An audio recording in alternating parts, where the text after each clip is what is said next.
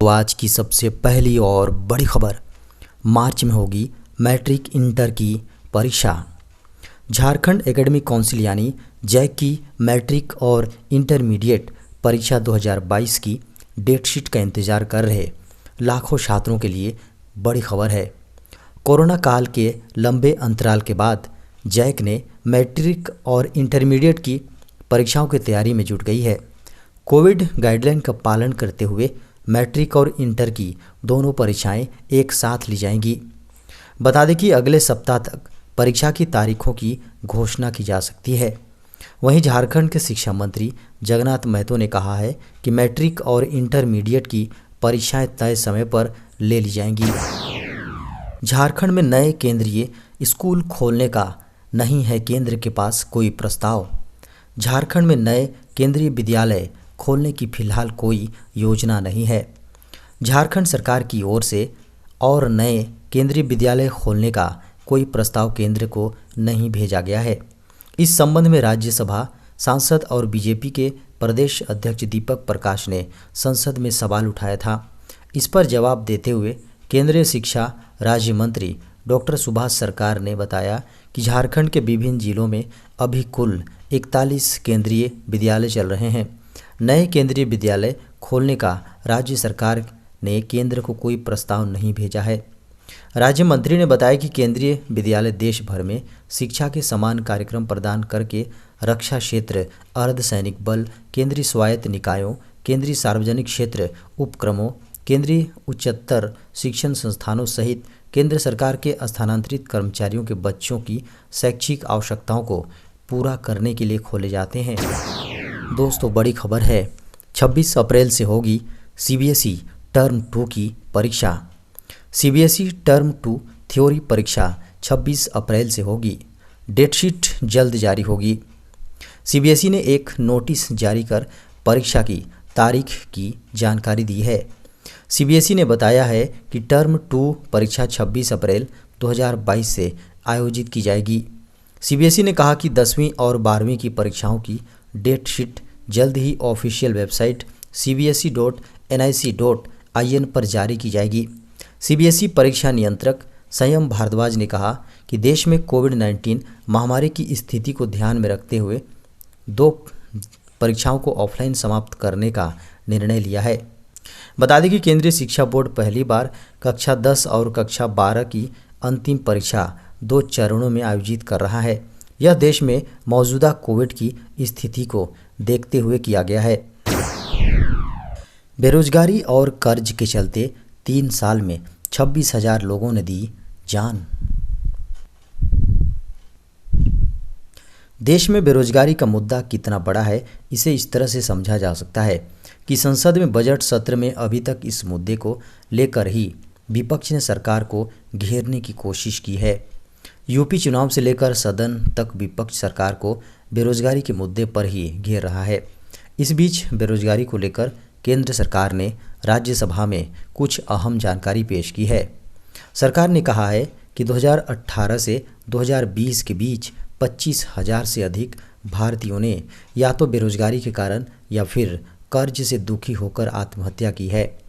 राज्यसभा में केंद्रीय गृह राज्य मंत्री नित्यानंद राय ने बताया कि 2018 से 2020 के बीच 25,231 भारतीयों ने बेरोजगारी और ऋण के कारण से दुखी होकर खुदकुशी की है।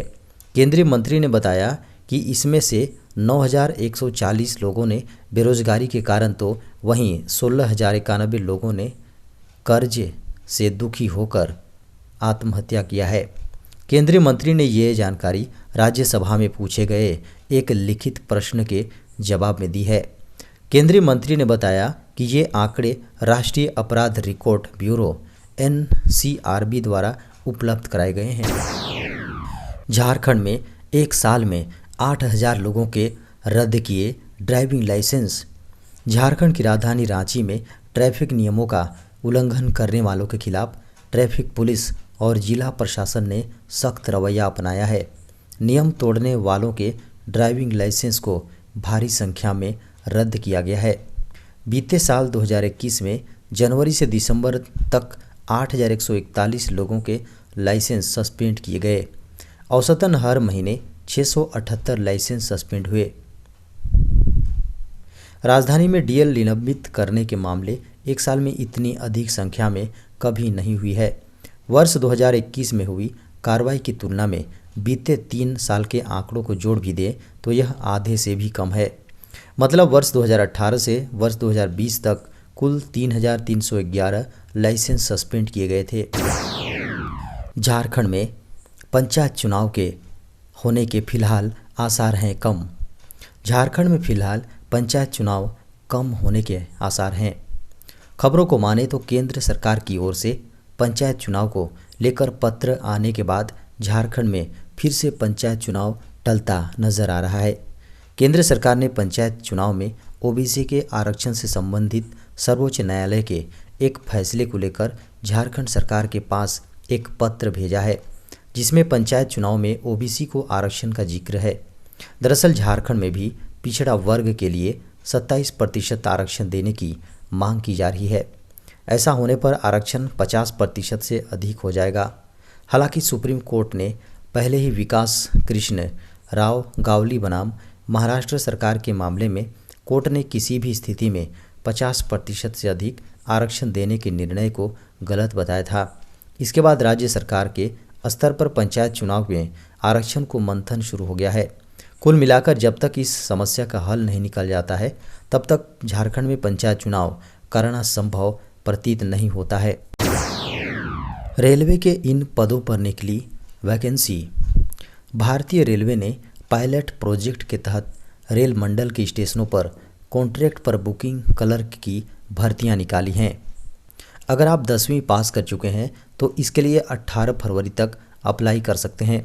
रेलवे के अनुसार मध्य रेलवे के समस्तीपुर रेल मंडल के तहत 12 स्टेशनों पर कॉन्ट्रैक्ट पर बुकिंग क्लर्क की नियुक्ति की जाएगी।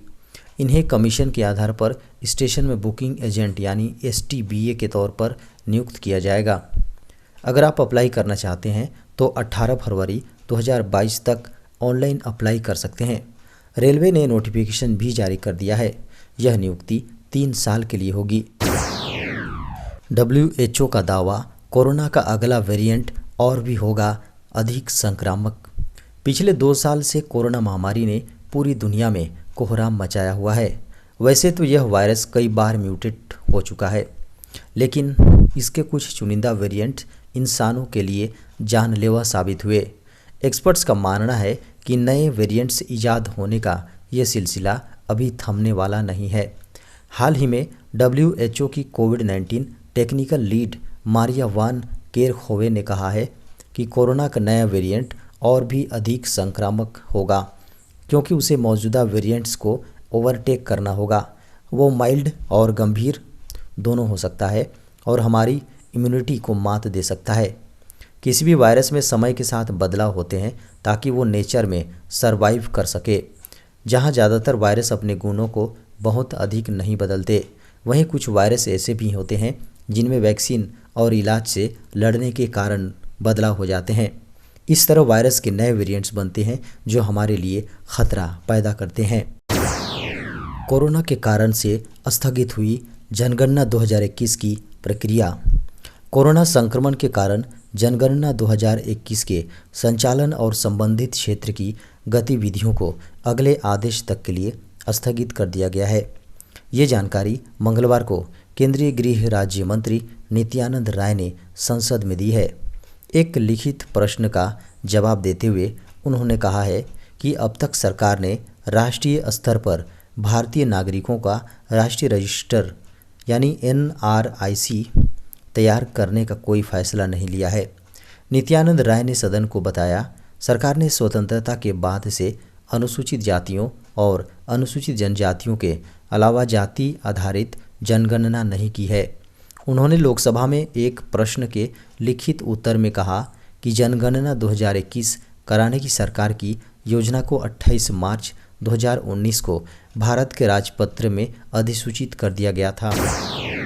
लता मंगेशकर की संसद भवन में तस्वीर लगाने की मांग। भारत रत्न और स्वर कोकिला मंगेशकर अब इस दुनिया में नहीं रहीं। रविवार को उन्होंने इस दुनिया को अलविदा कह दिया। अब लता मंगेशकर की तस्वीर को संसद में लगाने की मांग उठने लगी है। बीजेपी सांसद सीमा द्विवेदी ने संसद भवन में लता मंगेशकर की तस्वीर लगाने को लेकर बुधवार को राज्यसभा में शून्यकाल नोटिस दिया है।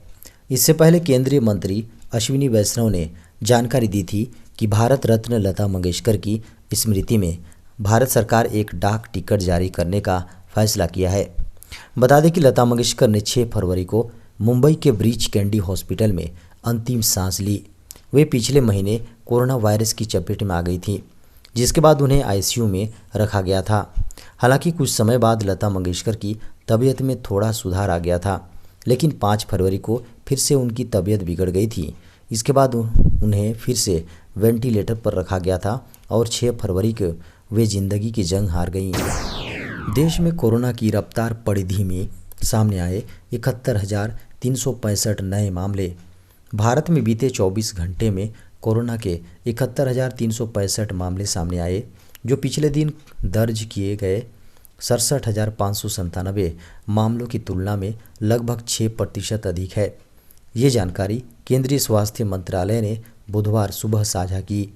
तो वहीं बीते 24 घंटे में कुल 1,217 लोगों की मौत हुई है, जिससे मरने वालों का आंकड़ा बढ़कर 5,05,279 हो गई। कोरोना के 8,92,828 एक्टिव मामले हैं।